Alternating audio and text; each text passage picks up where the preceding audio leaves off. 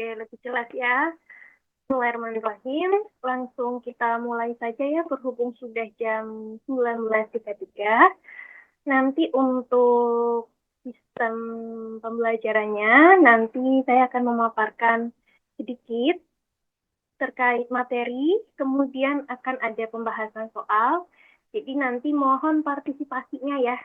Ketika nanti ada pembahasan soal, teman-teman bisa ikut merespon jawaban melalui kolom chat dan atau kalau mau bisa menyampaikan langsung dengan mengaktifkan audionya.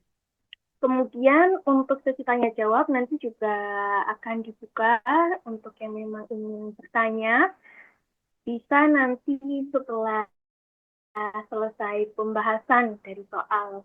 Jadi kita nanti akan ada beberapa pembahasan, kemudian kita nanti ada soal, kemudian nanti ada pembahasan hasil dari soal tersebut, kemudian nanti akan kita lanjutkan lagi dengan beberapa materi. Untuk materinya karena ini terkait landasan ilmiah dasar, teman-teman karena memang sudah belajar gizi, sepertinya sudah lebih paham seharusnya. Jadi nanti kita akan lebih ke mengulang saja sekilas terkait materi yang nantinya akan kita sama-sama bahas. Itu ya. Oke, saya akan share screen.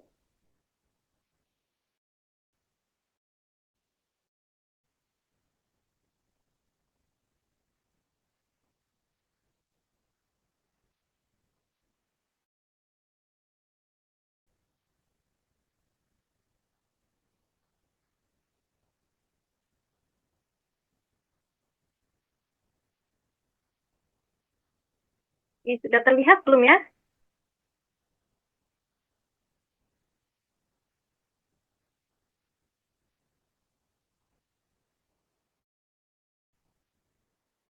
Oke, terlihat ya. Kita langsung mulai saja.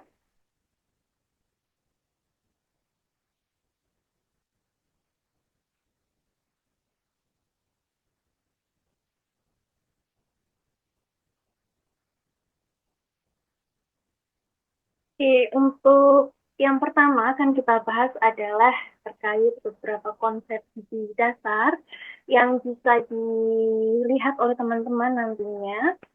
Kita akan membahas terkait yang pertama yaitu fungsi-fungsi dari zat gizi, baik itu zat gizi makro maupun zat gizi mikro. Jadi teman-teman sudah belajar terkait fungsi, kebutuhan, baik kekurangan dan juga kelebihan dari zat gizi. Jadi kan kita bahas kelas saja ya. Kemudian kita akan fokus pada pembahasan soal. Nah, untuk materi dari ini kita mulai dari fungsi-fungsi zat gizi makro dan juga zat gizi mikro kelas.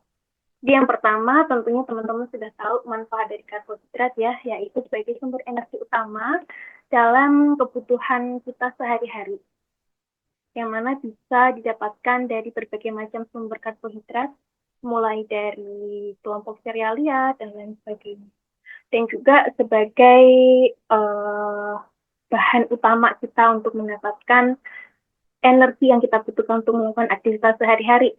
Kemudian juga ada protein yang mana kita lebih kenal sebagai pembentuk dan juga perbaikan jaringan-jaringan sel yang memang rusak dan juga memang digunakan untuk sumber pertumbuhan dan perkembangan tubuh kita.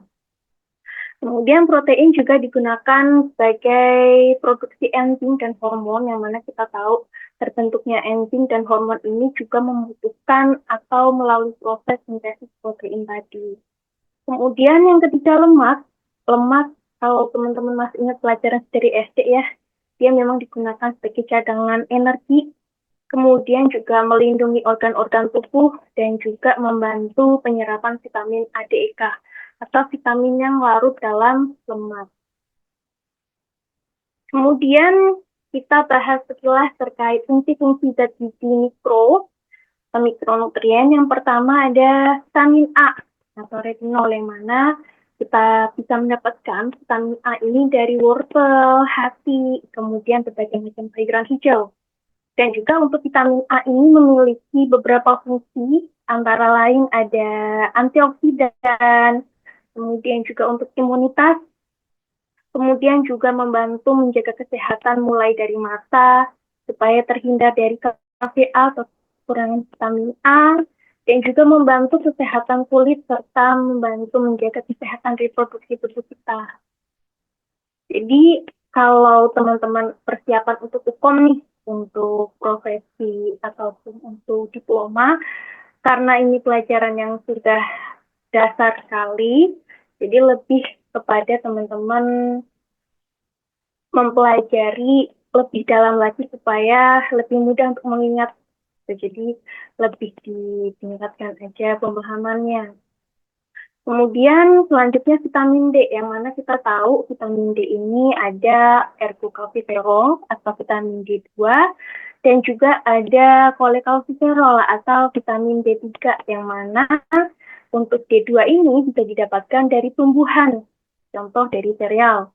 Kemudian untuk vitamin D3 bisa didapatkan dari hewani, contohnya bisa didapatkan dari keju, salmon, tuna, dan lain sebagainya. Untuk fungsi dari vitamin D sendiri, untuk menjaga kesehatan tulang, kemudian untuk kontraksi otot dan juga syaraf, serta membantu penyerapan kalsium dan fosfor. Yang mana kita tahu, kalau pada dasarnya vitamin D ini bisa membantu meningkatkan penyerapan kalsium. Sehingga kalau vitamin D ini konsumsi berlebihan, dia juga bisa mengakibatkan hiperkalsemia atau kelebihan kalsium itu sendiri, karena fungsi dari vitamin D ini juga membantu penyerapan dari si kalsium itu. Kemudian setelah vitamin D ada tokoferol atau vitamin E, yang mana vitamin E ini dikenal sebagai vitamin yang bisa digunakan sebagai antioksidan dan juga imunitas, kemudian membentuk pembuluh darah, serta melindungi sel-sel tubuh. Nah, untuk vitamin E ini bisa didapatkan dari daging, telur, susu, kacang-kacangan, sayur hijau, dan juga minyak gandum. Nah, nanti kita juga akan sama-sama belajar dampak kekurangan ataupun kelebihan dari berbagai macam zat gizi makro atau mikro ini. Lalu selanjutnya kita bahas kelas-kelas aja ya, karena waktunya hanya 1,5 jam dan kita punya banyak topik yang memang perlu dibahas. Kemudian ada vitamin K, yang mana kita tahu vitamin K ini berfungsi sebagai vitamin yang membantu proses pembekuan darah. Nah, kalau teman-teman kemarin ingat yang sempat viral, ada beberapa influencer lah atau beberapa orang yang memang menggiatkan pelarangan atau tidak memperbolehkan keluarganya atau anaknya ini disuntik vitamin K jika bayinya baru lahir, karena nanti kena sakit kuning dan lain sebagainya. Padahal kita tahu betul bahwa bayi ini membutuhkan vitamin K supaya tidak terjadi berbagai macam kondisi seperti pendarahan yang tidak bisa dihentikan, sehingga butuh vitamin K ini yang bisa didapatkan dengan melalui suntikan tadi. Kemudian vitamin K juga berfungsi untuk menjaga kesehatan tulang, yang mana bisa didapatkan dari sayur-sayuran hijau, kubis, minyak, kedelai, dan lain sebagainya. Kemudian kita lanjut ke vitamin B. Nah, vitamin B kita ketahui banyak ya macam-macamnya, dan mulai dari vitamin B1, 2, sampai vitamin B12. Nah, pada dasarnya vitamin B ini berguna untuk membantu proses metabolisme energi dan juga pertumbuhan jaringan serta pemeliharaan syaraf, yang mana bisa didapatkan dari telur, produk olahan susu, daging merah, ikan, sayur, kacang-kacangan. Nah, selanjutnya kita akan bahas untuk fungsi-fungsi zat gizi mikro dari vitamin B itu sendiri. Kalau misalkan dirasa kecepatan, nanti teman-teman bisa menyampaikan lewat kolom chat ya. Untuk vitamin B1 atau tiamin, nah teman-teman sudah belajar ya di dasar ilmu gizi atau mungkin beberapa mata kuliah dari zat gizi mikro, metabolisme zat gizi mikro, yang mana vitamin B1 atau tiamin ini memiliki fungsi antara lain metabolisme dari zat gizi makro, jadi protein, lemak, dan juga karbohidrat. Kemudian fungsinya juga membantu proses tumbuh kembang, nafsu makan, pencernaan, serta kesehatan syaraf. Jadi lebih kepada proses metabolisme ya yang tadi sudah sempat disampaikan pada umumnya untuk fungsi dari vitamin B. Kemudian ada vitamin B3 atau niacin, yang mana memiliki fungsi yang pertama yaitu koenzim, yang mana koenzim ini adalah molekul yang berikatan dengan enzim untuk nantinya mempercepat laju reaksi dalam tubuh. Kemudian juga untuk sintesis glikogen dan asam lemak. Jadi memang sebetulnya vitamin B3 ini bukan langsung melakukan sintesis glikogen, tapi dia membantu proses metabolisme energi untuk nantinya membuat bahan dan energi untuk melakukan sintesis glikogen ini. Kemudian ada vitamin B9 atau sering kita sebut sebagai folat, yang mana folat ini juga berfungsi sebagai biosintesis asam nukleat serta kematangan sel darah merah. Nanti kita akan sama-sama simak juga gimana sih kalau tubuh kekurangan folat dan apa kaitannya dengan kematangan sel darah merah. Karena memang sel darah merah ini memerlukan folat untuk proses kematangannya. Kemudian ada selanjutnya kobalamin atau vitamin B12, yang mana vitamin B12 ini berfungsi sebagai metilmalonyl-CoA mutase, atau pada dasarnya vitamin B12 ini berperan sebagai koenzim, yang mana dia mengubah si metilmalonyl-CoA ini menjadi namanya succinyl-CoA, tulisannya SUCCINYL-CoA, yang nantinya dia penting untuk beberapa metabolisme seperti asam lemak rantai yang ganjil, dan juga dia membantu proses metabolisme pada asam amino tertentu. Kemudian fungsi lainnya yaitu metionin sintase, mengubah homocysteine mengubah homocysteine menjadi metionin. Nah, yang mana si metionin ini dia penting untuk sintesis protein folat. Nah, ternyata salah satu fungsi dari B12 ini juga metabolisme folat. Jadi memang membutuhkan si B12 ini untuk beberapa sintesis seperti sintesis DNA dan juga untuk pembelahan sel yang nantinya akan berdampak tidak baik untuk tubuh jika memang mengalami defisiensi. Selain itu, juga vitamin B12 berfungsi untuk kematangan sel darah merah.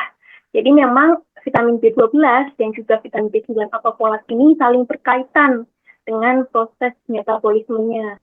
Yang mana tadi ada metabolisme folat dan juga sintesis DNA. Yang kalau dari teman-teman perhatikan, ada proses biosintesis asam nukleat tadi. Nah, kemudian vitamin B12 ini juga berfungsi untuk pembelahan dan juga pematangan sel yang ada di sumsum tulang, sehingga perlu sekali bagi kita untuk mengonsumsi sumber makanan yang memang mengandung vitamin B12. Kemudian ada asam askorbat atau vitamin C. Nah, ini seringkali kita tahu ya bahwa vitamin C ini berfungsi sebagai antioksidan dan juga kekebalan tubuh.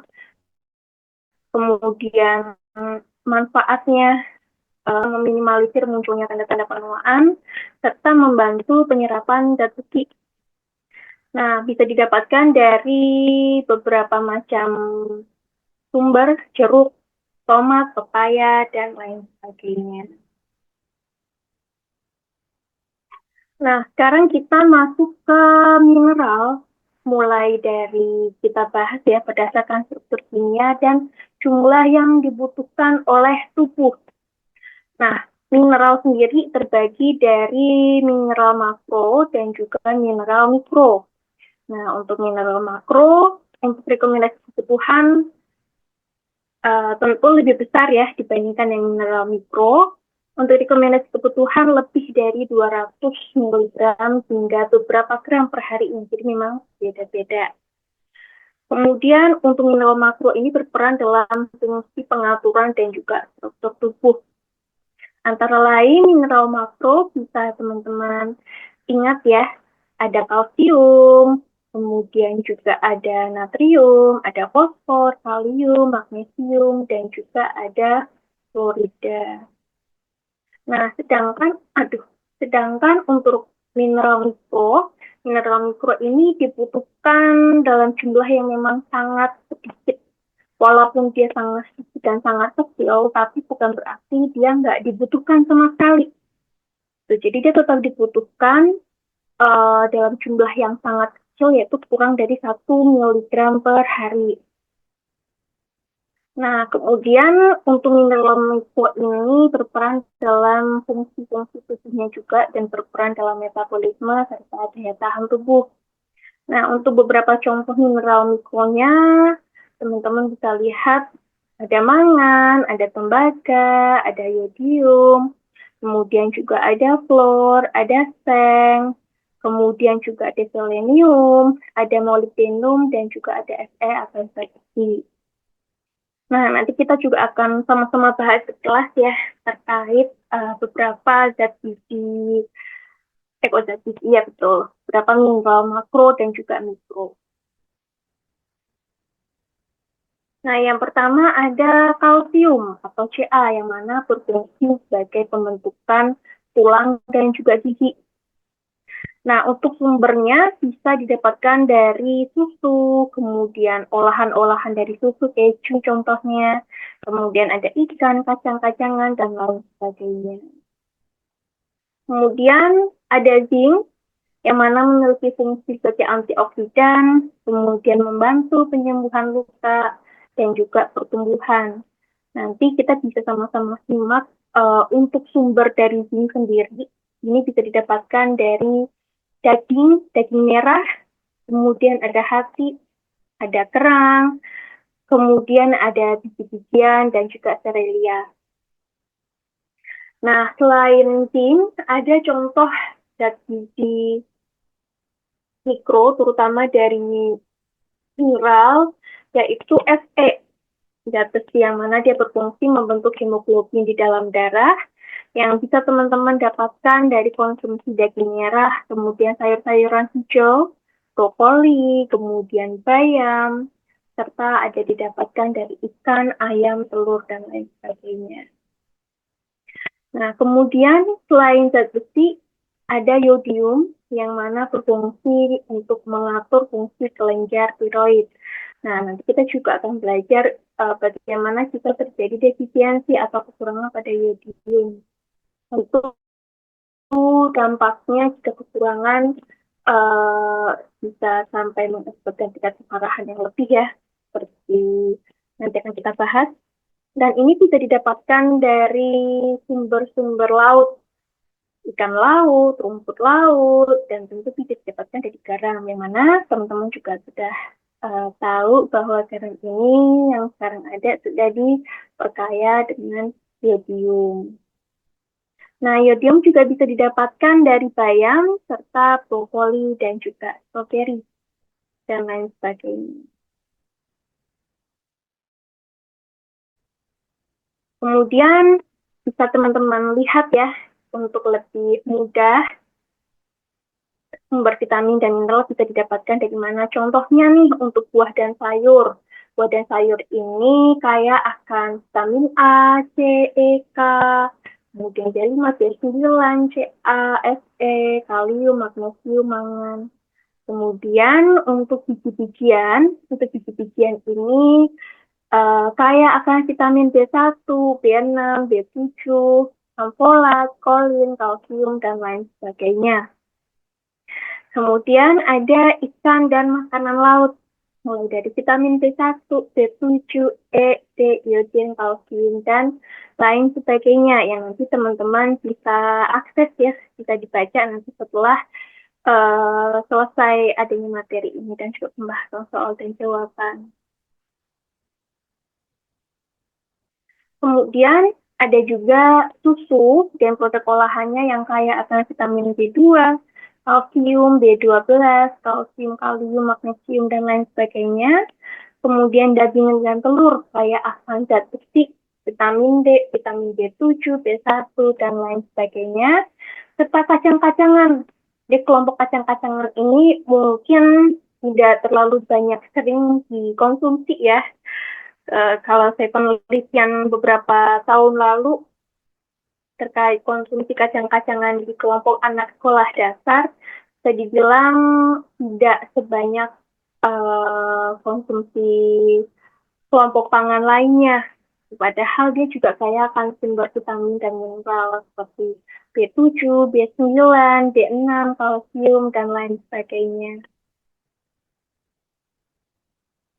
Nah, sekarang kita ke cairan di mana air ini berfungsi untuk mengatur suhu tubuh, larut zat gizi, dan juga mengangkut zat sisa supaya dia ikut terbuang nantinya, nggak tertinggal di dalam tubuh. Nah, kita langsung aja ya ke contoh soal. Nanti silahkan teman-teman bisa langsung jawab di kolom komentar. Nah, untuk soal, silahkan diperhatikan.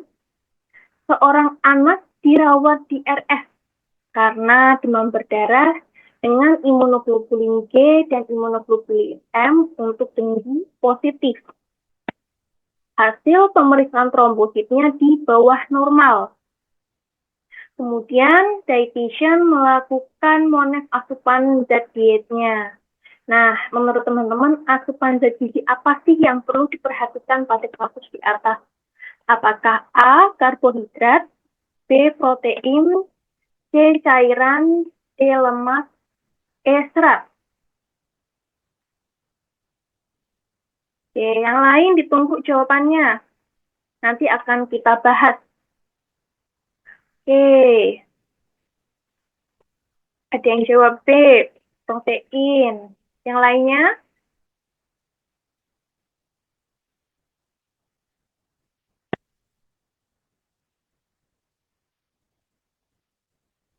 Oke, lagi ditunggu lagi jawabannya yang lain. Jangan cuma sedikit yang mengirimkan jawaban. Ya, nanti kita sama-sama bahas.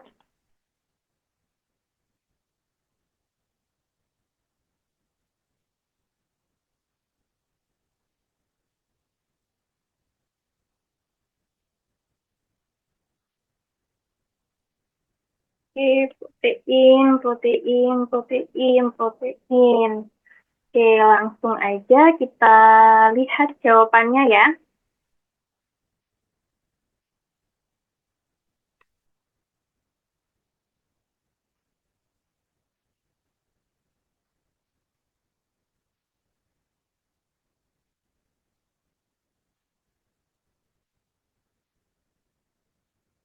Oke, ada jawaban cairan. Ada yang jawab protein, ada yang menjawab cairan.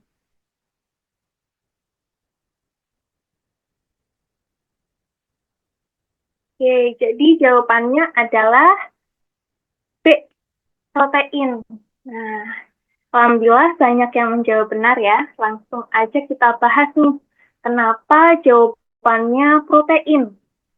Nah, kita perhatikan kata kuncinya. Imunoglobulin G dan juga imunoglobulin M positif, trombosit turun. Artinya tubuh berada dalam kondisi stres metabolik. Jadi memang kondisi ini sangat membutuhkan protein karena kita tahu nih dalam keadaan stres metabolik yang terjadi karena sakit, peradangan, ataupun kondisi lainnya butuh yang namanya perbaikan jaringan tubuh yang rusak. Nah, ini terjadi karena tadi adanya infeksi virus dengue ini. Kemudian protein kita tahu tadi meningkatkan sistem imunitas tubuh sehingga membantu tubuh dalam melawan virus. Kemudian juga protein berfungsi untuk membantu sintesis albumin yang mana digunakan untuk mempertahankan tekanan osmotik darah, terutama saat terjadi kebocoran plasma, yang mana ini bisa terjadi di salah satu komplikasi DBD. Kemudian juga mendukung proses regenerasi sel, sehingga bisa membantu proses pemulihan kadar trombosit secara tidak langsung.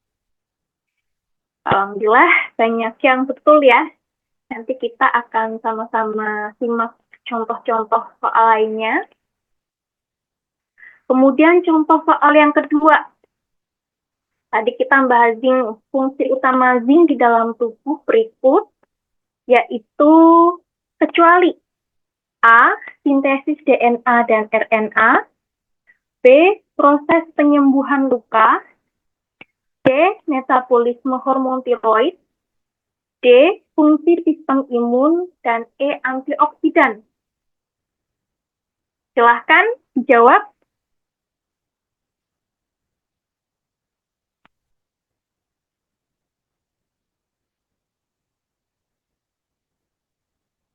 Oke, ada yang menjawab C.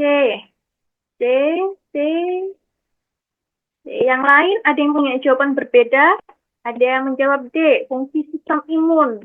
Nah, ada yang mau jawab yang lain mungkin. Ada yang A, B, atau E.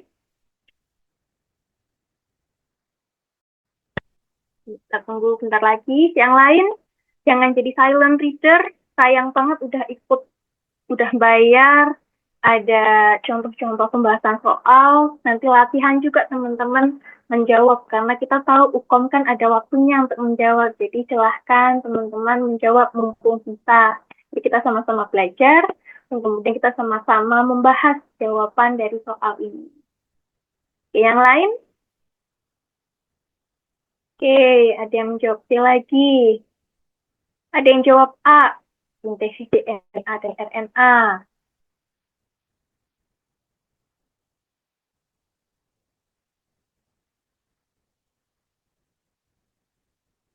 Oke, kita langsung lihat jawabannya ya. Di antara ada yang jawab A, ada yang jawab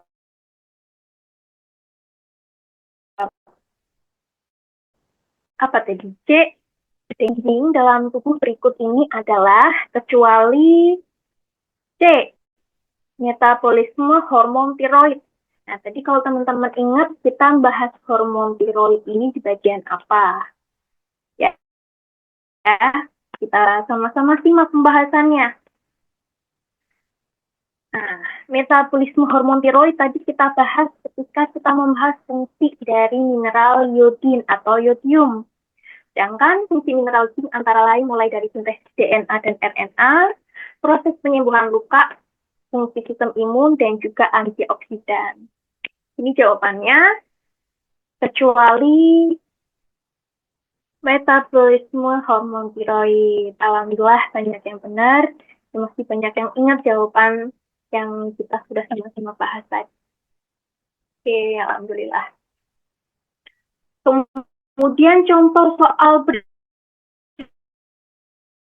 berikutnya. Vitamin B12 sangat penting bagi tubuh karena mampu meningkatkan nafsu makan. Dan juga untuk orang yang mengalami defisiensi B12 akan mengalami gangguan pembentukan sel darah merah, sehingga terjadi anemia yang ditandai dengan kelelahan, turunnya nafsu makan, dan diare. Makanan atau bahan makanan apa yang kaya akan vitamin B12? Apakah A. Apel, jeruk, jambu biji, B. Daging, ikan, telur, susu, C. Beras, singkong, ubi, kentang, D. Bayam, kangkung, daun singkong, atau E. Tahu, kacang tanah, dan juga kacang merah. Silakan dijawab. Pertimbangkan waktu juga ya untuk menjawab, jadi nggak terlalu lama memikirkan. Oke, yang menjawab B, ada yang mau menjawab di luar B?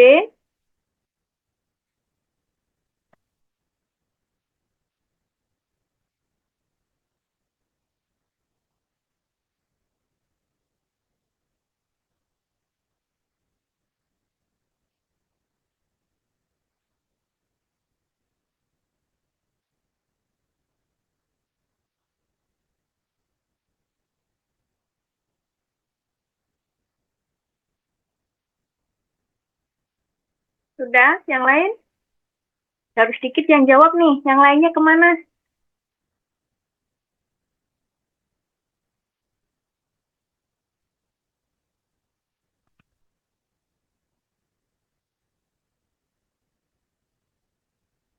Oke, sudah, kita akan lihat jawabannya. Semua menjawab B. Apakah betul bahan makanan yang kaya akan vitamin B12 yaitu daging ikan, telur, susu? Jawabannya betul. B. Daging, ikan, telur, dan susu. Kita sama-sama bahas. Yang mana apel, jeruk, jambu, biji. Tadi pada jawaban A adalah sumber vitamin C. Sedangkan daging, ikan, telur, susu adalah sumber vitamin B12 dan juga sumber protein hewani. Kemudian beras, singkong, ubi, kentang adalah sumber karbohidrat. Bayam, kangkung, daun singkong tadi kita lihat adalah sumber-sumber dari zat gizi Fe atau zat besi. Sedangkan tahu, kacang tanah, dan kacang merah adalah sumber protein nabati. Alhamdulillah benar semuanya ya. Semoga nanti teman-teman juga bisa mendapatkan nilai yang terbaik nantinya. Jika UPOM. Oke, sekarang soal lagi. Mineral kalsium sangat dibutuhkan bagi ibu hamil dan juga janin yang dikandungnya untuk pertumbuhan dan kesehatan tulang. Kebutuhan kalsium selama kehamilan ini sekitar 900 sampai 1.200 mg per hari. Nah, bahan makanan sumber kalsium apa saja? Apakah A, susu, keju, yogurt, tempe, sarden, B, tahu, sayuran hijau teri, yang gizi, atau E, daun pepaya, daun beluntas, daun bayam. Silakan segera dijawab.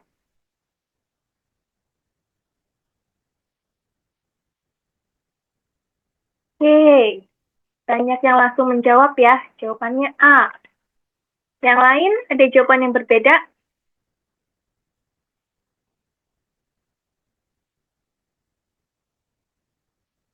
Oke, ada lagi yang menjawab A. Lagi-lagi, ada yang lagi menjawab?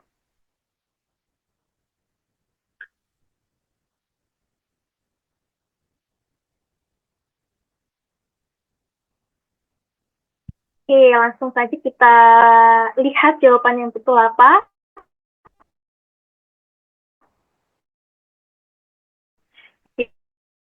Jadi jawabannya yaitu mineral bisa didapatkan dari susu, keju, yogurt, tempe, dan juga sarden.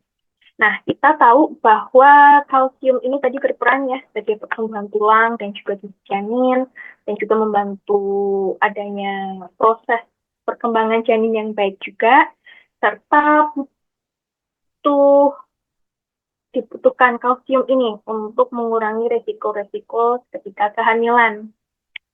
Kalsium ini nggak bisa dibuat ataupun diproduksi oleh tubuh sehingga ya kita memang harus bisa dapat lewat asupan makanan ataupun suplemen. Nah, ibu hamil ini disarankan untuk memperoleh 1.000 mg kalsium per hari.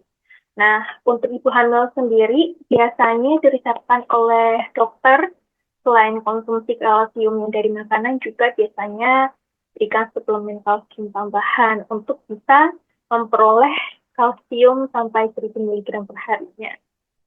Tuh. Oke, contoh soal lagi nih. Nah, pada pangan tertentu, ada senyawa-senyawa yang mirip vitamin, yang mana dia berfungsi membantu oksidasi asam lemak.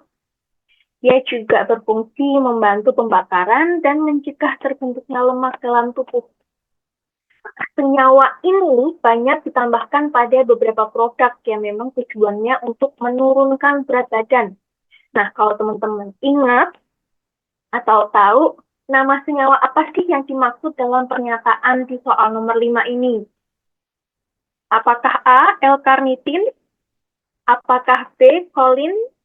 Apakah inositol, taurin, atau iron?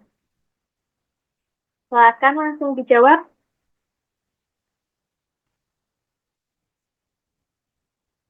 Oke, ada yang menjawab L-karnitin, ada yang menjawab taurin, yang lainnya?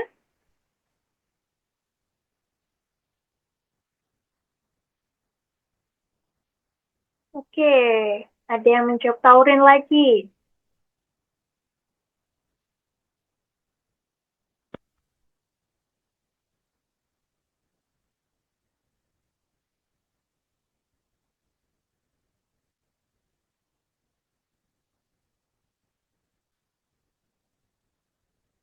Oke, ada yang jawab inositol.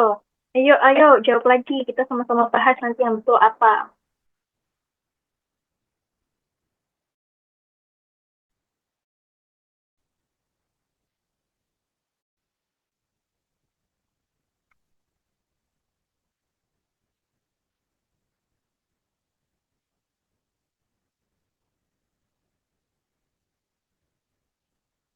Oke, oke, masih ada yang jawab. Alhamdulillah. Yang lain, ayo. Mumpung sama-sama kita ada di kelas bareng-bareng.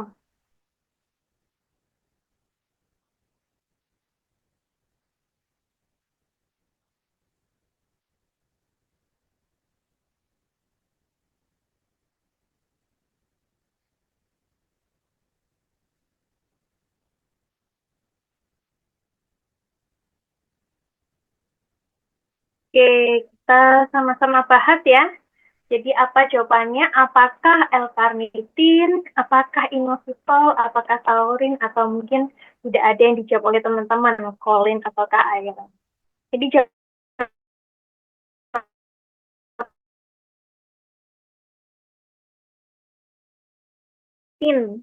Tuh, jadi kenapa? Jadi untuk L-karnitin ini dia berfungsi untuk mengangkut asam lemak rantai panjang ke dalam mitokondria tidak. Kemudian L-karnitin ini juga bisa meningkatkan performa fisik dengan meningkatkan aliran darah ke otot. Dia juga bisa membantu mengurangi kelelahan, mempercepat pemulihan cedera, dan juga mengurangi nyeri otot. Biasanya setelah berolahraga, sehingga L-karnitin ini biasa ditambahkan atau dimasukkan ke berbagai produk.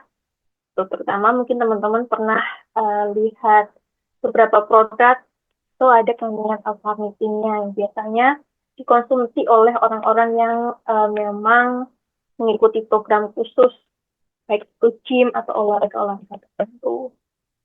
Kemudian kolin. Kolin ini mencegah perlemakan pada hati, kemudian untuk pembentukan fosfolipid dan juga fungsi sistem syaraf. Sedangkan inositol, dia berfungsi untuk metabolisme lemak dan sinyal sel, juga membantu meningkatkan sensitivitas insulin dan juga mengendalikan gula darah. Kemudian ada taurin untuk oksidasi asam lemak. Kemudian untuk keseimbangan cairan, yang mana dia juga sering ditambahkan pada produk penurun berat badan, sehingga membantu mengubah lemak menjadi energi. Dan juga ada iron atau Fe yang membentuk hemoglobin dalam darah serta mendukung fungsi otak. Oke, sekarang kita masuk ke pembahasan terkait dampak kekurangan dan juga kelebihan energi.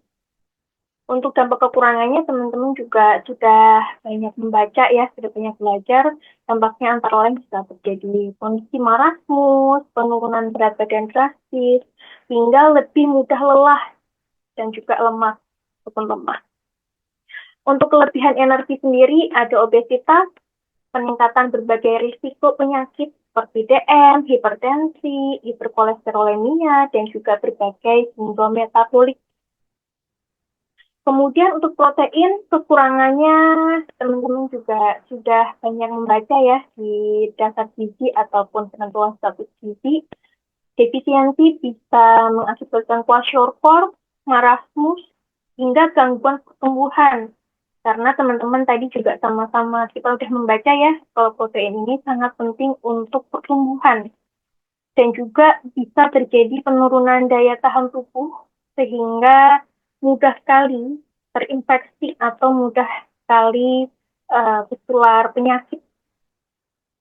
Kemudian untuk dampak karena kelebihan protein sendiri, jadi untuk protein yang berlebih ini, dia akan disimpan di dalam tubuh dalam bentuk trigliserid, sehingga banyaknya protein yang tersimpan ini bisa meningkatkan ataupun menaikkan jaringan lemak, sehingga bisa mengakibatkan meningkatnya IMT juga, indeks massa tubuh, sehingga status gizinya pun bisa jadi lebih atau over. Kemudian kekurangan lemak bisa mengakibatkan penurunan fungsi reproduksi pada remaja perempuan,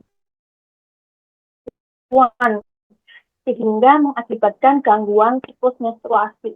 Jadi sebetulnya lemak ini dia itu kalau kurang, dia juga bisa mengganggu proses terbentuknya ataupun produksi dari si hormon estrogen.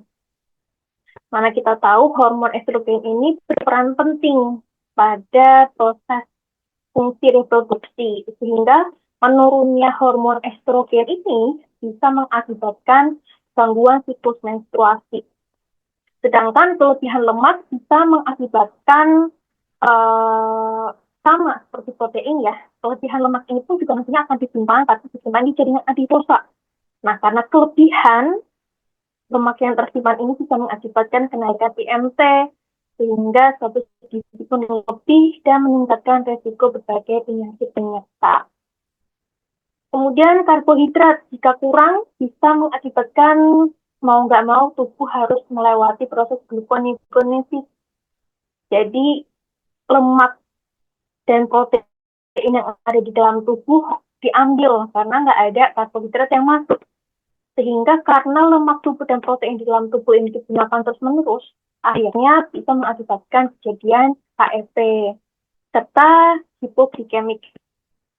Sedangkan kelebihan karbohidrat ini sama, karbohidrat juga disimpan jika berlebih di dalam bentuk glikogen, disimpan di dalam hati dan juga otot. Ketika berlebih, sedangkan kita tahu kapasitas tubuh kita itu nggak bisa menyimpan semua yang masuk ke dalam tubuh, sehingga nantinya akan disimpan dalam bentuk lemak di jaringan lemak, sehingga akhirnya obesitas. Kemudian kelebihan ini juga bisa mengakibatkan diabetes mellitus.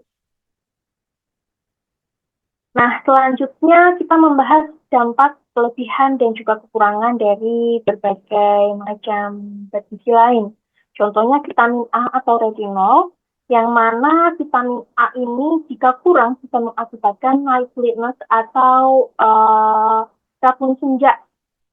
Nah, ini kekurangan vitamin A di retina. Kemudian ada xeroftalmia. Xeroftalmia ini kekurangan vitamin A yang ada di kornea. Jadi kering, biasanya terlihat kering. Dan juga ada keratomalacia. Nah, keratomalacia ini lanjutan dari xeroftalmia, tapi lanjutan jika memang xeroftalmia ini tidak segera diatasi. Nah, keratomalacia ini kalau tidak segera ditangani bisa mengakibatkan kesalahan. Kemudian juga vitamin A ini bisa jika kurang mengakibatkan berbagai macam penyakit infeksi karena memang untuk imunitasnya terganggu. Kelebihan vitamin A bisa berbahaya, bisa tidak berbahaya. Jika konsumsi ataupun vitamin A ini berlebihan karena konsumsi dari makanan, bisa mengakibatkan yellow skin yang teman-teman bisa lihat pada gambar. Jadi kulitnya berwarna kuning, tapi ini nggak berbahaya. Tapi jika vitamin A ini didapatkan dari suplemen, bisa jadi berbahaya karena kita nggak tahu kandungan dari suplemen ini yang mengakibatkan tubuh mengalami overdose.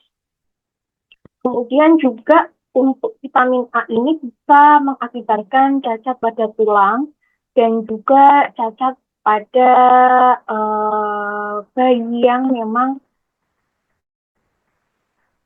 baru lahir. Tuh. Nah, pada bayi yang baru lahir ini bisa terjadi karena kelebihan vitamin A ini juga bisa mengganggu proses pertumbuhan dan perkembangan organ-organ di dalam tubuh.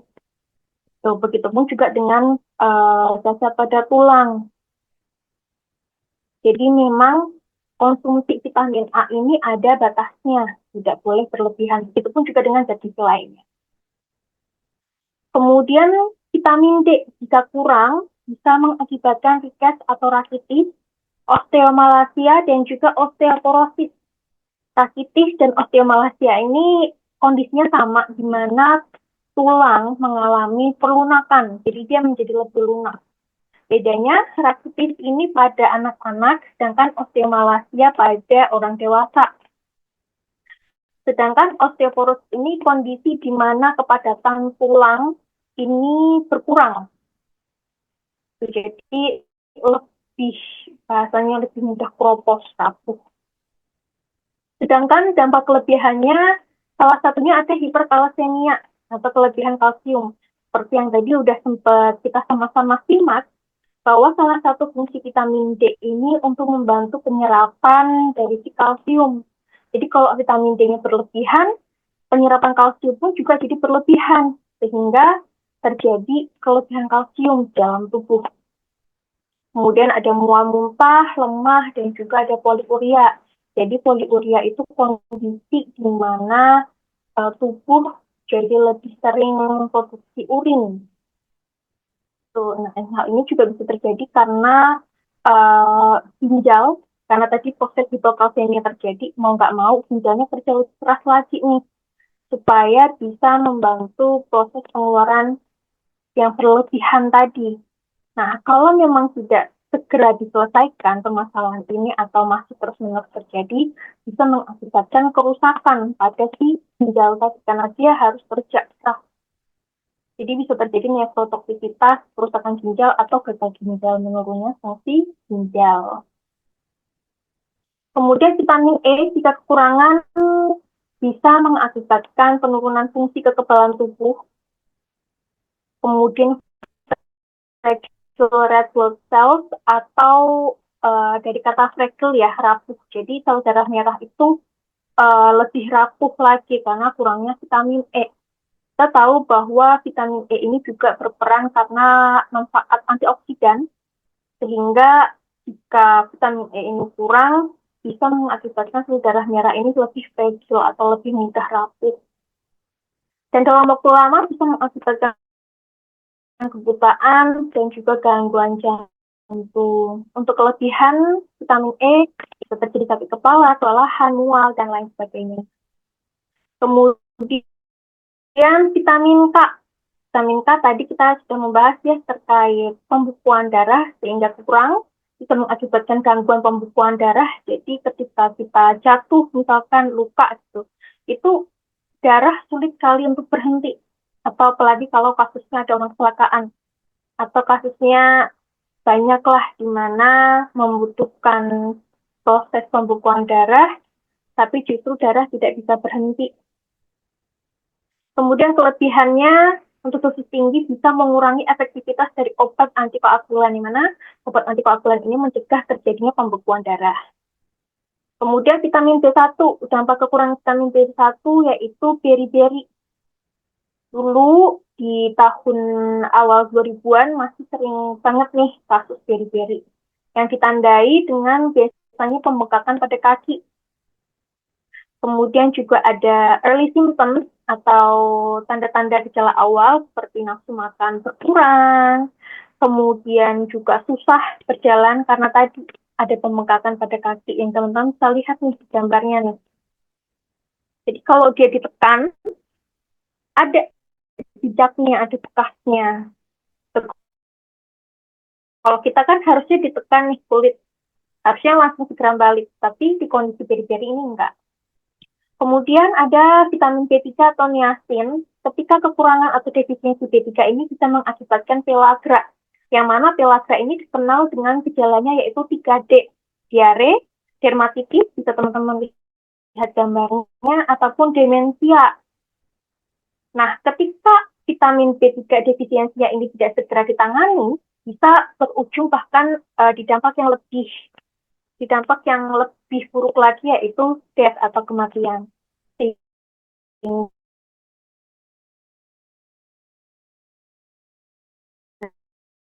harus segera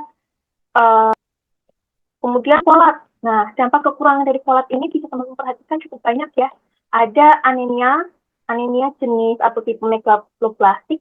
Jadi untuk anemia jenis ini, kalau teman-teman pernah lihat contoh gambar sel darah merah itu kan dia bentuknya bulat pipih. Tapi untuk kondisi anemia karena kurangan B9 ini, tipe megaloblastik ini, bentuknya abnormal sel darah merahnya. Jadi bentuknya oval dan juga lebih besar.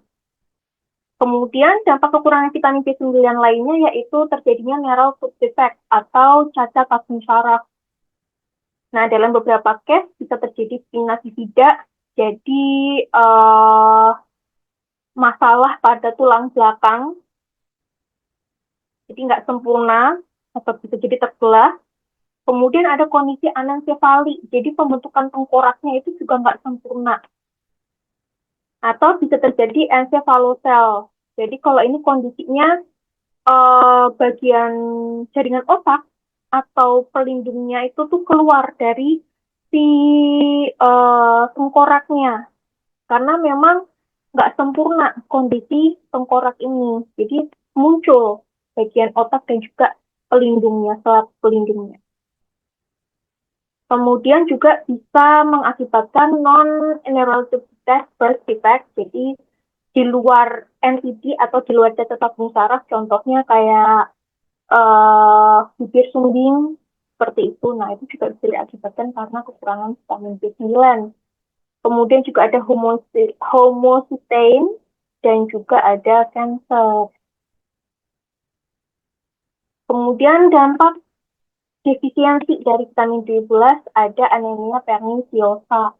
Nah, perbedaannya dari anemia disebabkan oleh B9 tadi dengan yang ini kurangan vitamin B12. Jadi biasanya ini diakibatkan dalam beberapa kondisi, bisa jadi karena gangguan autoimun, atau yang sering terjadi karena diet vegetarian yang benar-benar mengonsumsi hanya dari sayur-sayuran aja atau buah aja, tapi nggak mendapatkan atau nggak mengonsumsi suplemen B12, itu juga bisa terjadi. Ataupun ada beberapa case terjadi anemia perniciosa ini karena tadi ada infeksi-infeksi lainnya. Kemudian juga ada gangguan saraf serta kelelahan kronis akibat kekurangan vitamin B12 yang ditandai dengan dia mudah lelah, penurunan berat badan, dan hingga mengakibatkan adanya gangguan pada proses mengingat atau memori. Kemudian kekurangan vitamin C bisa mengakibatkan stomatitis, sakit awan, kemudian ada jadi wound healing, jadi luka itu nggak cepat sembuh, nggak cepat tertutup gitu. Karena tadi sempat dibahas salah satu manfaat dari vitamin C terkait produksi kolagen. Jadi kalau kurang, nah kolagen itu kan juga salah satu yang dibutuhkan untuk proses regenerasi sel. Jadi ketika kekurangan vitamin C bisa mengakibatkan penyembuhan luka ini tidak lebih cepat atau lebih lama dari seharusnya. Kemudian untuk mineral, kita akan bahas beberapa, mulai dari kalsium, dampak kekurangannya bisa terjadi osteoporosis, osteomalacia, kemudian bradikardia, ini kondisi lemah pada denyut jantung, yang jika dalam masanya tidak segera diatasi juga bisa mengakibatkan heart block dan juga arrhythmia tadi rakitis. Untuk kelebihan bisa mengakibatkan batu ginjal. Jadi seperti yang mungkin teman-teman juga sudah pernah pelajari ya, batu ginjal ini terjadi karena adanya penumpukan kalsium, yang mana kalsium ini juga berikatan dengan oksalat, sehingga mengakibatkan penumpukan kalsium oksalat. Nah, jadi si batu ginjal ini kemudian juga bisa mengakibatkan pengapuran berbagai organ. Jadi peningkatan kalsium pada berbagai otot atau sendi yang sudah aus. Kemudian anemia dan juga ada ulkus peptik atau tukar lambung. Kemudian seng. Defisiensi seng ini bisa mengakibatkan kalau teman-teman perhatikan dia lebih kepada pertumbuhan kan ya, fungsinya pertumbuhan dan juga perkembangan tubuh serta imunitas.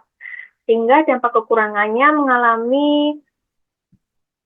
bisa mengalami keterlambatan dalam pertumbuhan, kemudian perkembangan seksualnya memang tidak matang atau lebih lama, kemudian gangguan imunitas, dan hingga dampak kronisnya bisa mengganggu perkembangan dari motorik dan juga performa, serta adanya penurunan nafsu makan serta rontok. Kelebihan seng bisa mengakibatkan muntah, diare, hingga sakit kepala jika dikonsumsi dalam dosis yang tinggi. Kemudian ada zat besi, yang mana kita tahu kekurangan zat besi atau Fe ini bisa mengakibatkan anemia. Yodium, tadi kita sama-sama bahas bahwa kekurangan yodium ini bisa mengakibatkan goiter atau mungkin teman-teman kenal dengan istilah food. Kemudian kita tahu juga kalau food ini memang gangguan uh, di mana terjadinya masalah pada kelenjar tiroid dan juga penurunan fungsi tiroid tadi. Nah, kemudian ada namanya istilah kreatin atau kretinisme. Nah, kalau kretinisme sendiri, kretinisme ini bisa disebabkan atau bisa dilihat gejalanya uh, badannya kecil, seperti yang teman-teman bisa lihat gambarnya. Jadi, kreatin atau kretinisme ini kondisi di mana tubuh tidak tumbuh sesuai yang seharusnya, atau kita katakan stunting, dan disertai keterbelakangan mental karena kekurangan hormon tiroid, yang memang kekurangan hormon tiroid ini juga terjadi sejak lahir seringkali karena saat hamil ibunya mengalami defisiensi yodium. Tuh. Jadi memang gejala-gejalanya badannya kecil atau stunting, kemudian juga kulitnya kering, sering rontok juga rambutnya, dan lain sebagainya.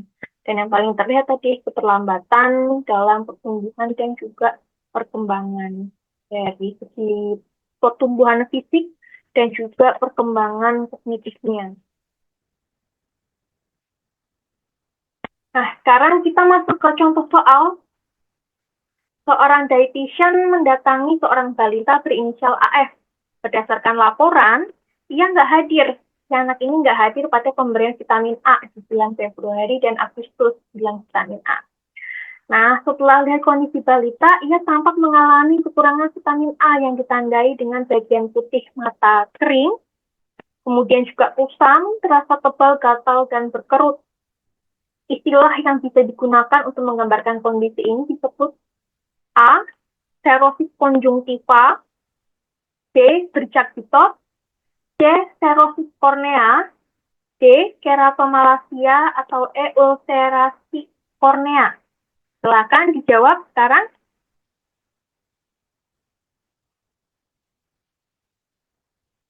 Oke, ada yang menjawab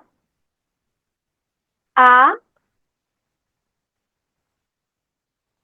Oke, yang lain?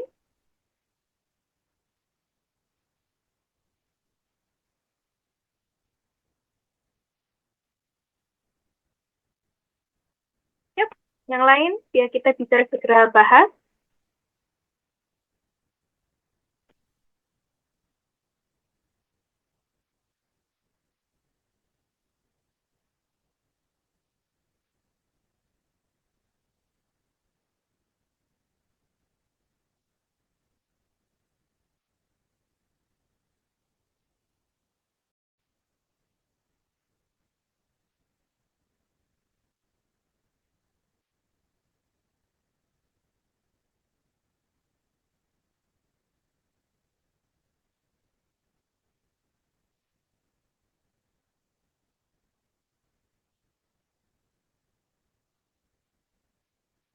Oke, oke, ada yang menjawab D, keratomalacia. Yang lainnya, selain serosis konjungtiva, keratomalacia, mungkin ada yang berpikir jawaban yang lain.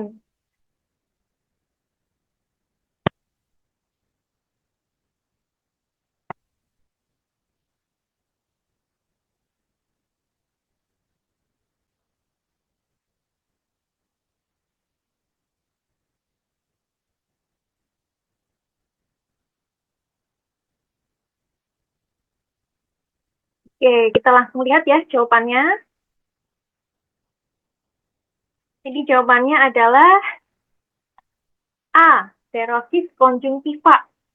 Nah, kita sama-sama lihat ya untuk pembahasannya kenapa jawabannya bisa A. Jadi kita mengacu pada yang namanya klasifikasi dari WHO, Society UNICEF HCI di tahun 1996.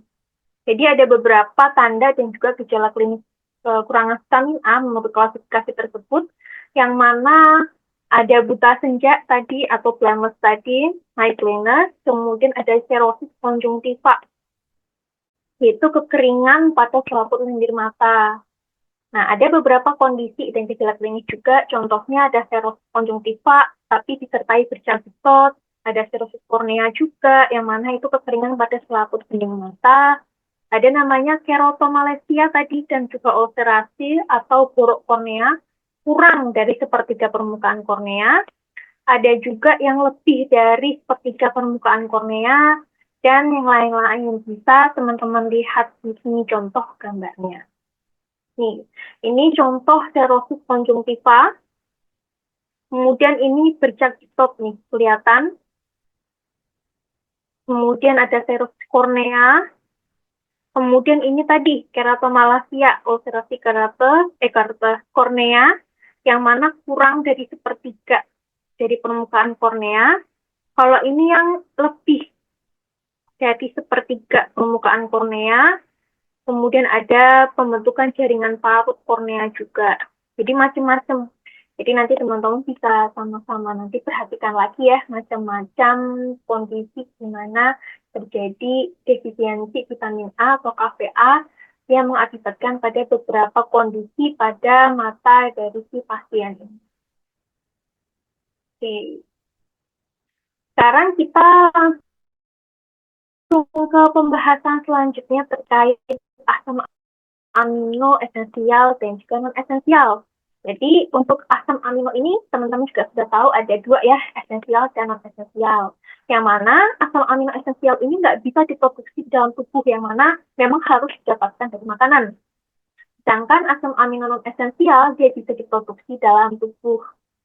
Untuk kebutuhan asam amino esensial wajib dikonsumsi tiap hari, sedangkan yang non esensial tidak wajib dari makanan. Kemudian untuk sumber utamanya bisa diperhatikan asam amino esensial bisa didapatkan dari daging, ayam, ikan, telur, susu, dan lain sebagainya. Sedangkan esensial bisa didapatkan dari kacang-kacangan seperti almond, kacang tanah, kemudian bisa didapatkan dari biji-bijian, sayuran, serealia, dan juga gandum. Kemudian dari aspek fungsinya, asam amino esensial ini berfungsi untuk mendukung pertumbuhan, perbaikan sel, produksi hormon, pemecahan makanan, serta menghasilkan energi. Serta bisa didapatkan dari makanan-makanan tadi yang memang memiliki fungsi untuk pertumbuhan dan juga perbaikan sel. Sedangkan asam amino non esensial, fungsi utamanya yaitu membantu proses penyembuhan luka serta membantu proses perbaikan jaringan-jaringan tubuh yang rusak. Sedangkan dari segi contoh asam-asam amino yang kita tahu asam amino banyak ya, esensial dan juga non esensial. Jadi nanti teman-teman bisa sedikit dihafalkan, diingat-ingat. Contoh asam amino esensial ada arginin, histidin, isoleucin, metionin, fenilalanin, kemudian dan lain sebagainya. Ada leucin dan juga lithium tryptophan. Sedangkan contoh asam amino non esensial ada aspargin, asam aspartat, protein, prolin, serin, glisin, alanin, glutamat, dan lain sebagainya. Oke, kita langsung ke contoh soal aja nih terkait tadi topik tadi. Jadi, Butania, seorang IRT berusia 45 tahun memiliki keluhan konstipasi. Anaknya seorang mahasiswa gizi menyarankan agar banyak konsumsi sayur buah, kaya akan mikronutrien dan juga tinggi serat.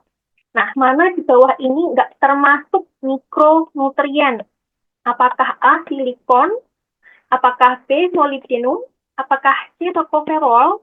Apakah D, belerang? Atau apakah E, asparagin?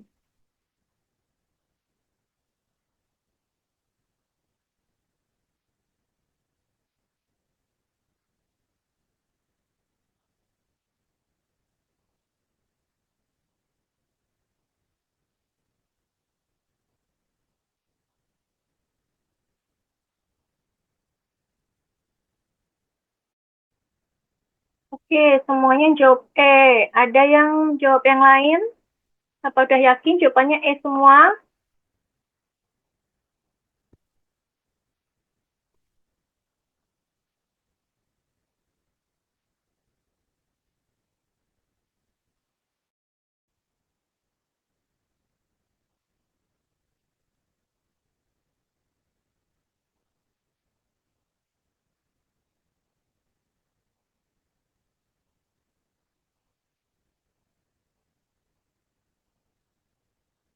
Ya, ada yang jawab C, tokoferol. Oke, apa yang lainnya? Mana di bawah ini bukan termasuk mikronutrien? Yang jawab masih sedikit banget nih.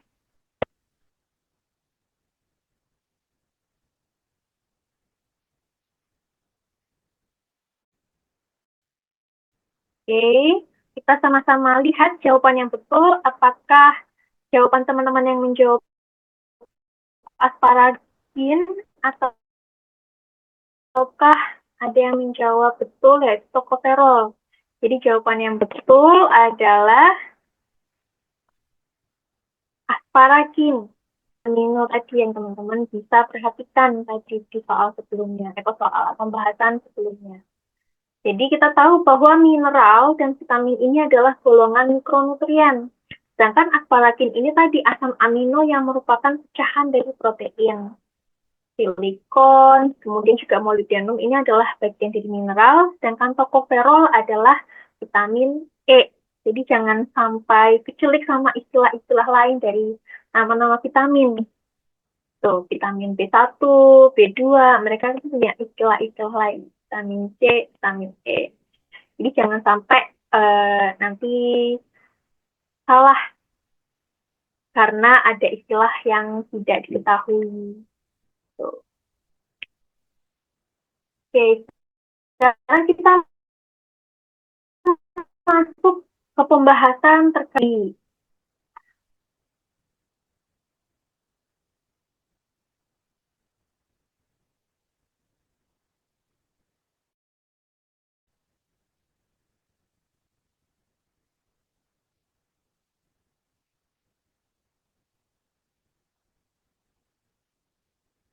Oke, jadi kita tahu ya proses sederhana fisiologi tubuh dalam menyerap ini pada dasarnya kita lewat organ yang paling awal dulu yaitu mulut.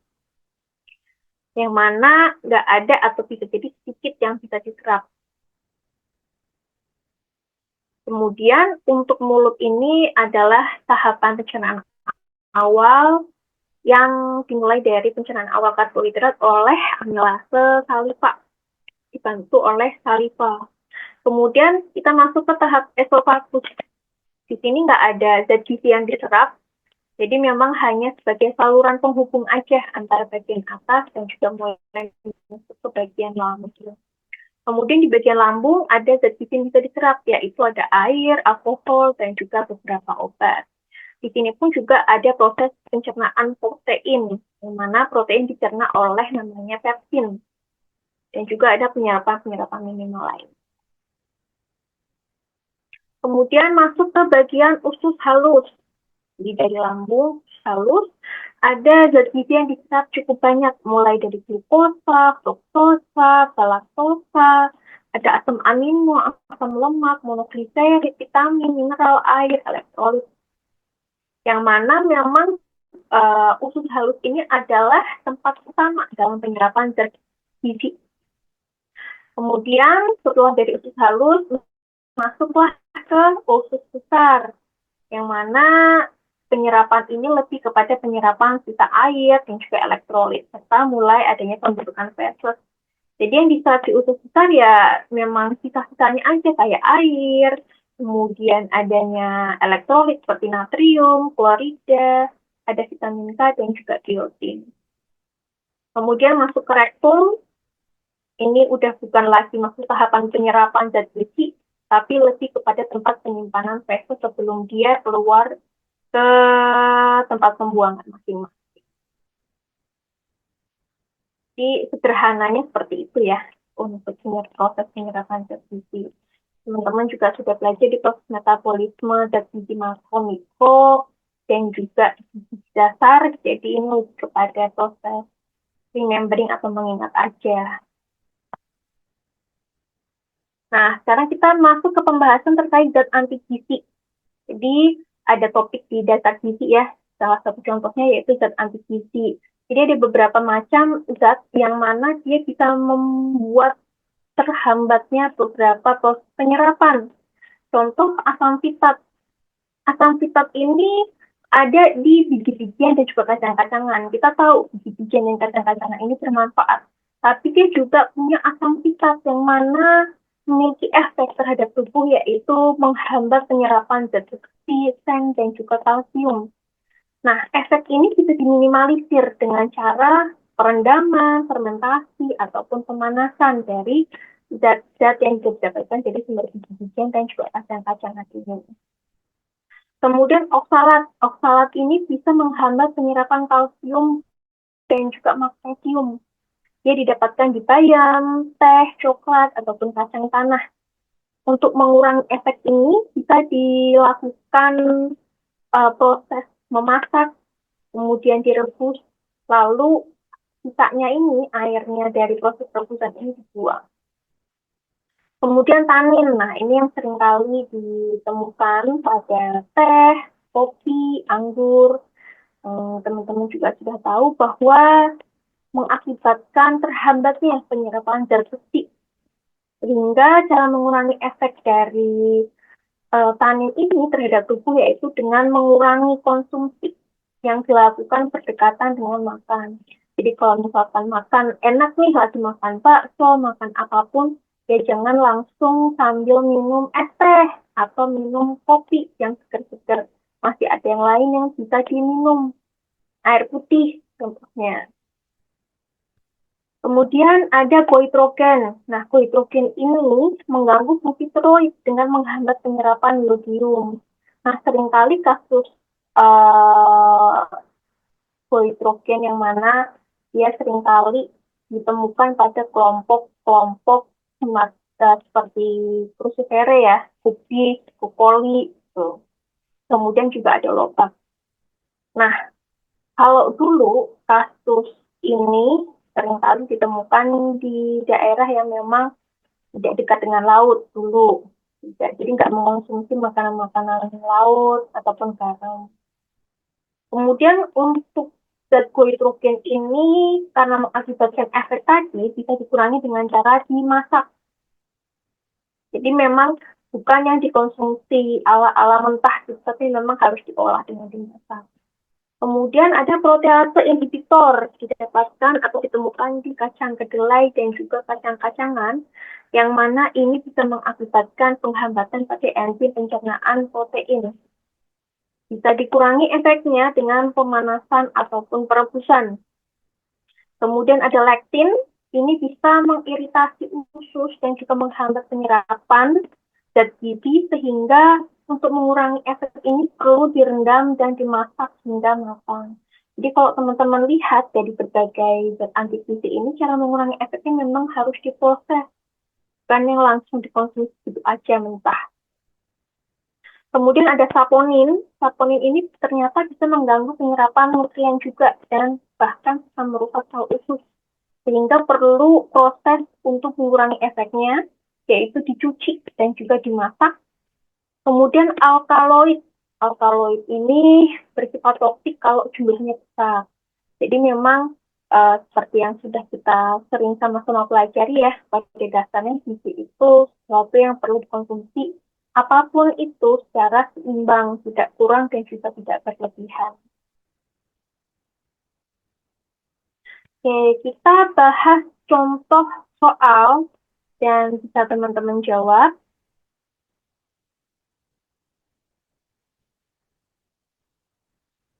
Oke, jadi sebesar 78 remaja wanita di desa pinggiran ibu kota baru IKN teridentifikasi mengalami kondisi yang mana mengalami anemia. Mayoritas penduduknya adalah suku Dayak yang tersusuk dengan mata pencaharian penduduk, yaitu petani pohon karet yang bekerja lebih dari atau kurang 8 jam per hari. Bahan pangan yang sering dikonsumsi, langsung jawab. Bahan pangan yang sering dikonsumsi adalah bayam, daun singkong, daun kelor, gembili, kentang, ikan tawar, tempe, tahu, kopi, dan teh. Kebiasaan penduduknya adalah minum teh manis saat makan. Kemudian juga minum kopi ketika sedang bekerja. Kemudian juga mengolah ikan air tawar jadi asin, ikan asin. Rata-rata pendidikan penduduk adalah tamatan sekolah dasar. Apa faktor pendukung tingginya angka anemia? Apakah A, bahan pangan kurang bervariasi? Apakah B, pendidikan penduduk karena tamatan sekolah dasar? Apakah C, aktivitas kerja lebih kurang 8 jam per hari, kebiasaan mengolah ikan air tawar jadi ikan asin, atau kebiasaan minum teh manis pada waktu makan? Oke, banyak yang langsung jawab. Yang lain ada yang punya jawaban yang berbeda. Silahkan kalau punya jawaban yang berbeda atau jawabannya sama yang lain.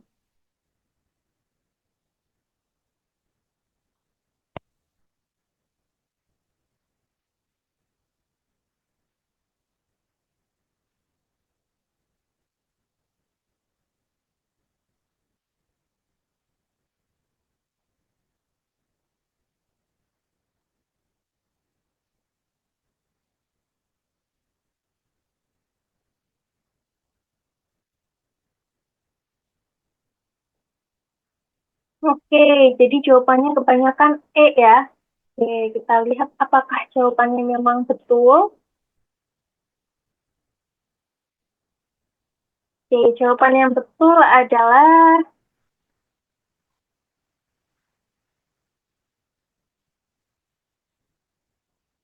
tuh, kebiasaan minum teh manis saat makan.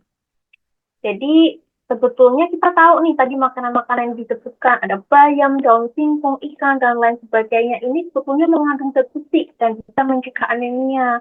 Tapi sayangnya konsumsi teh manis tadi yang dikonsumsi setiap makan sehingga menghambat penyerapan zat besi karena ada kandungan tanin pada si teh.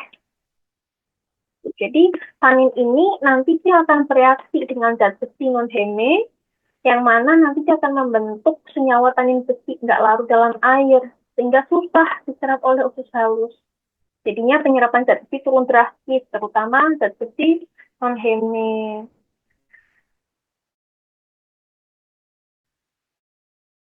Nah, kalau dalam jangka panjang ini jadi kebiasaan terus-menerus, bisa meningkatkan risiko anemia karena defisiensi. Tuh. Oke, contoh soal yang kedua, sebuah berkualitas upaya yang dilakukan perusahaan tersebut adalah menambahkan zat gizi yaitu vitamin C yang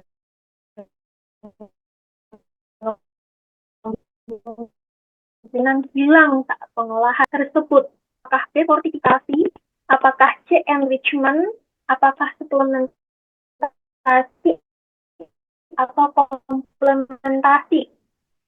Kan teman-teman mumpung ada waktu untuk jawab, supaya kita bisa sama-sama belajar, sama-sama bahas. Oke, ada yang jawab fortifikasi, ada yang jawab restorasi.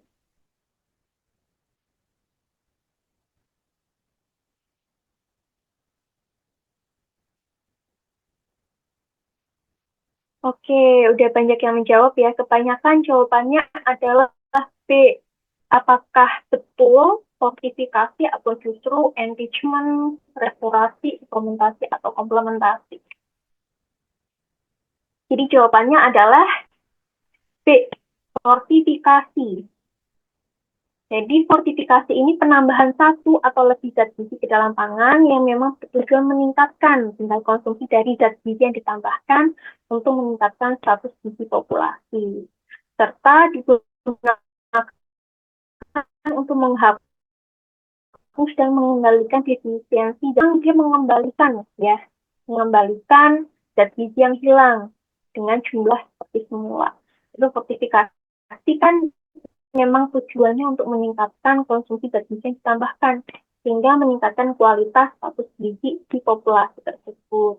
Sedangkan enrichment memperkaya zat gizi sesuai standar, kemudian ada suplementasi menambahkan zat gizi melalui suplemen dan komplementasi menambahkan lebih dari satu bahan untuk mendapatkan manfaat gizinya. Jadi yang tepat adalah B, fortifikasi pangan. Oke, sekarang kita masuk ke pembahasan enzim penyerapan zat gizi. Ada beberapa enzim yang bisa teman-teman perhatikan, yang mana ada enzim amilase.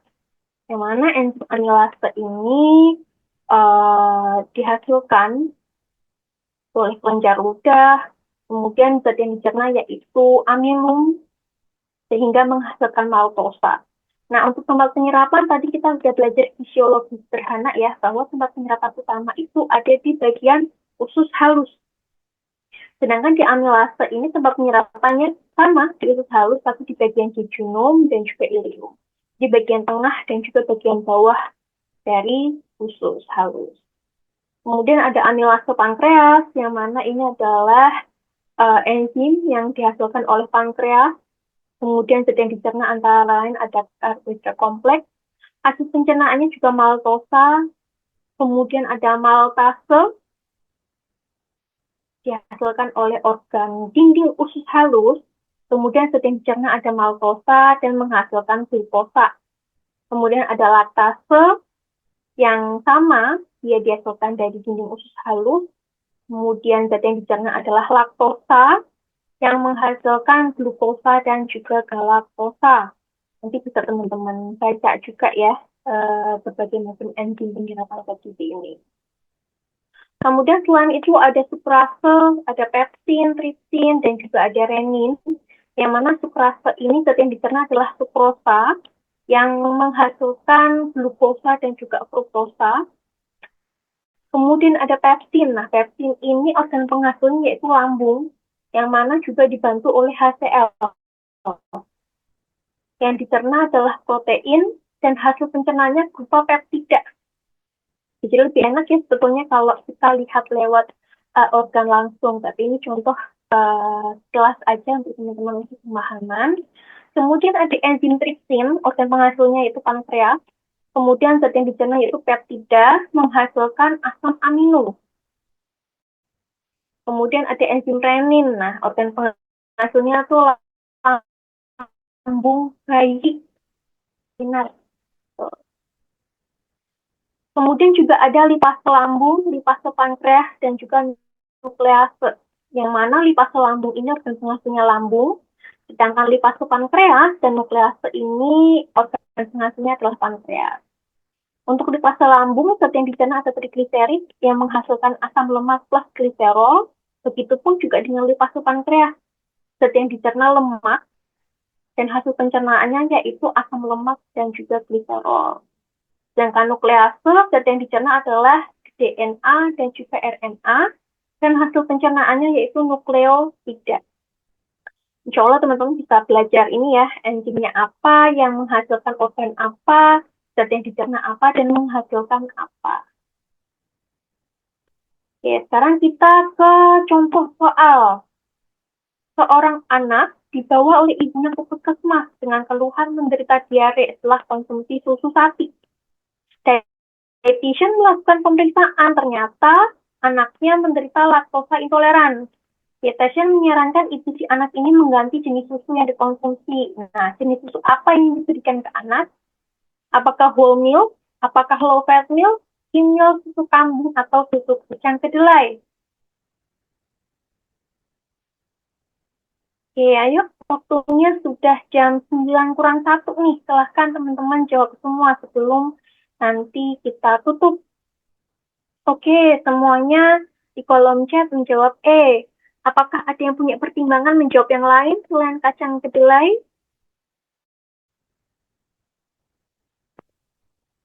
Oke, sejauh ini semuanya jawab E. Kita lihat apakah benar. Jadi jawaban yang benar adalah E. Susu kacang kedelai. Jawaban semua teman-teman benar. Jadi intoleransi intoleransi laktosa atau laktos intoleransi ini terjadi karena memang saluran cerna nggak punya cukup banyak uh, untuk produksi enzim laktase ya. Jadi nggak bisa banyak produksi enzim laktase. Padahal enzim laktase ini sangat dibutuhkan untuk proses laktosa, yaitu zat gula yang ada di dalam susu.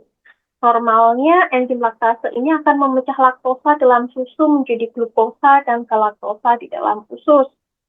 Nah, dua jenis gula ini nantinya diserap ke dalam aliran darah lewat lapisan usus. Jadi kalau usus halusnya kekurangan enzim laktase, ya laktosanya nggak bisa diproses ataupun diserap. Jadi dia langsung gerak ke usus besar, tapi nggak diserap di usus halus. Nah, di usus besar, laktosanya difermentasi sama bakteri, sehingga terjadi namanya kelebihan zat asam sama gas.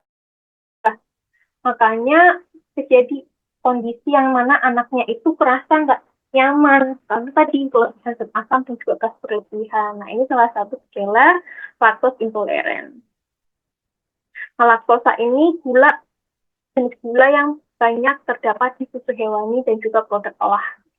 Jadi memang yang tepat adalah konsumsi yang memang tidak mengandung susu hewani maupun produk-produk olahan. Seperti itu. Oke.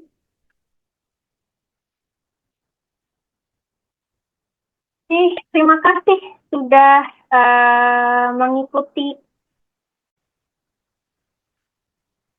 topik pembahasan terkait landasan ilmiah gizi dan juga waktunya sudah pas selesai ya, jam 21 lebih 1.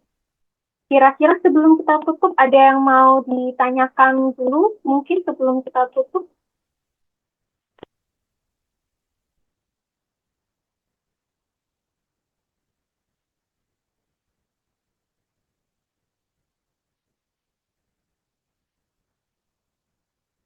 Oh, iya lupa, saya lupa ya.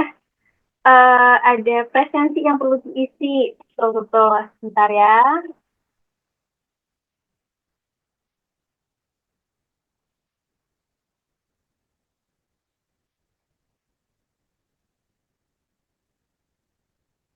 Itu sudah di-share oleh Kak Ninda.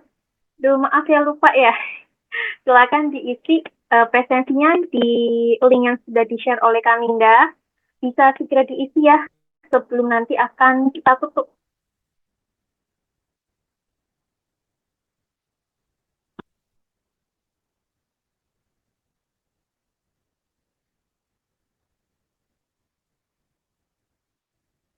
Oke, barangkali ada yang mau ditanyakan sebelum nantinya akan kita tutup ya.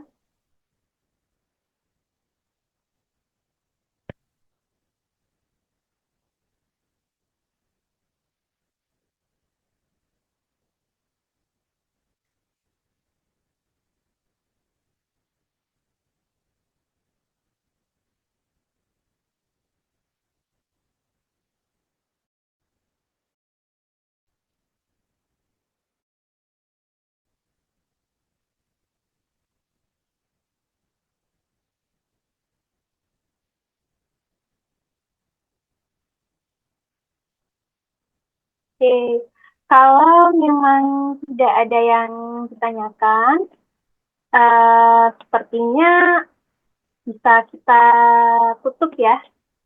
So, terima kasih untuk kehadiran dan juga semangat teman-teman dalam ikut menyimak topik terkait landasan ilmiah dari gizi dan juga pangan. Semoga nanti teman-teman bisa menyelesaikan dan juga bisa mengerjakan soal hukum nantinya. Uh, dan juga semoga tadi yang sudah sama-sama kita bahas diingat ya supaya bisa lebih jelas dan semoga tadi yang sama-sama kita bahas bermanfaat. Untuk soal dan materi yang kemarin, yang kemarin, mungkin topik yang lalu ya nanti mungkin akan disampaikan oleh tim dari nutrisi.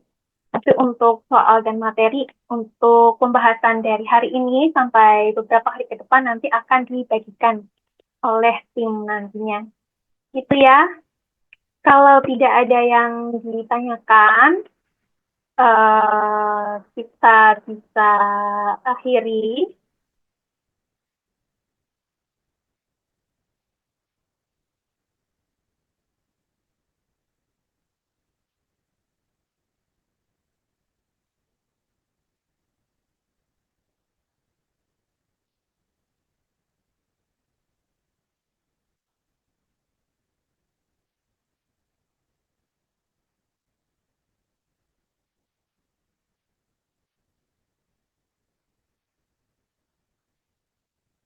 Assalamualaikum warahmatullahi wabarakatuh. Terima kasih.